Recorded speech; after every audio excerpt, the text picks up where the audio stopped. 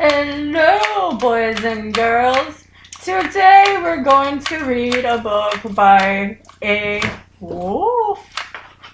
And it's called The True Story of Three Little Pigs.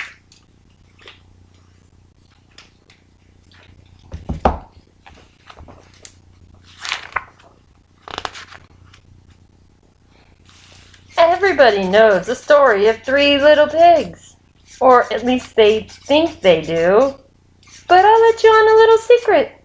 Nobody knows the real story because nobody's heard my side of the story. I'm the wolf, Alexander T. Wolf. You can call me Al. I don't know how the whole big bad wolf thing got started, but it's all wrong. Maybe because of our diet. Hey, it's not my fault wolves eat cute little animals like bunnies and sheep and pigs. That's just the way we are. If cheeseburgers were cute, folks would probably think you were big and bad too. But, like I was saying, the whole big bad wolf thing is all wrong. The real story is about a sneeze and a cup of sugar. This is the real story. Way back in once upon a time, I was making a birthday cake for my dear old granny.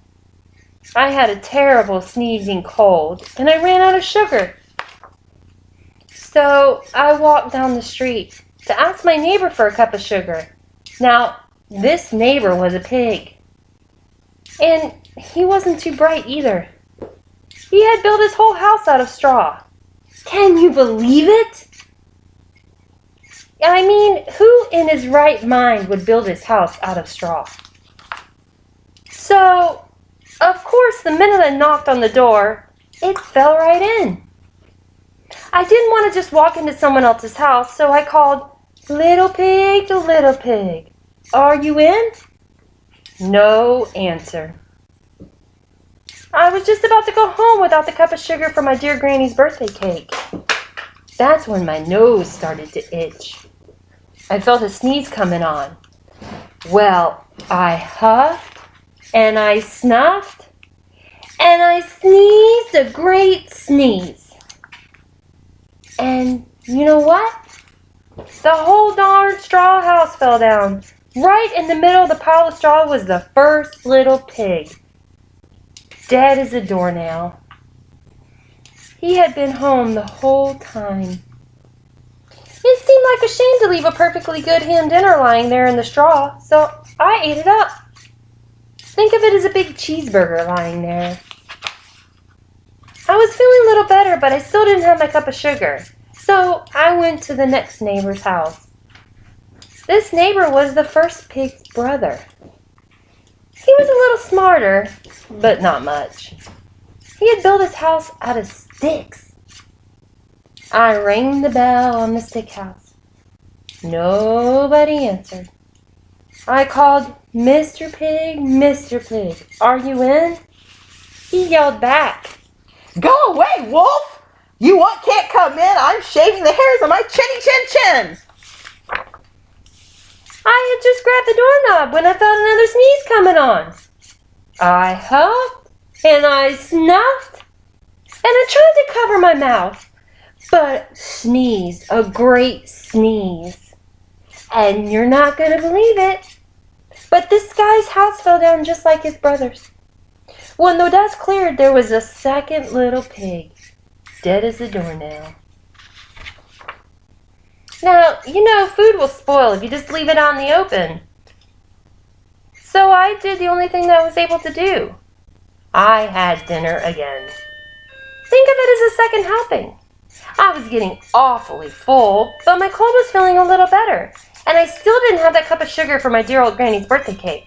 So I went to the next house. This guy was the first and second little pig's brother. He must have been the brains of the family. He had built his house out of bricks. I knocked on the brick house. No answer. I called, "Mr. Pig, are you in?" And do you know what that little porker answered?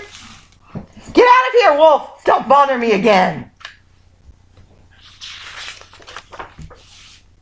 Talk about impolite. He probably had a whole sack full of sugar and he wouldn't even give me one little cup for my dear sweet old Granny's birthday cake. What a pig. I was just about to go home and maybe make a nice birthday cake and card instead of a cake, but I felt my cold coming on. And I huffed, and I snuffed, and I sneezed once again. And then the third little pig yelled, "And your old granny can sit on a pin!" Now, I'm usually a pretty calm fellow, but when somebody talks about my granny like that, I go a little crazy. When the cops drove up, of course, I was trying to break down this pig's door, and the whole time I was huffing and puffing and sneezing, and I made a real scene.